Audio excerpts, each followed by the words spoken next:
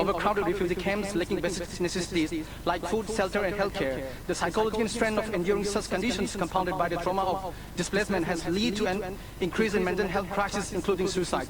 Mr. President, many displaced individuals are left in despair, crying and praying for justice and a chance to return home and build and rebuild their lives. Meanwhile, Manipur's economy is crippled with inflation at 10% and the destruction of businesses and infrastructure, pushing an state into a severe recession. The Indian government has failed to uphold its promise to safeguard Manipur territorial integrity, leaving the native Meitei people confined to just 8% of our land surrounded by militants.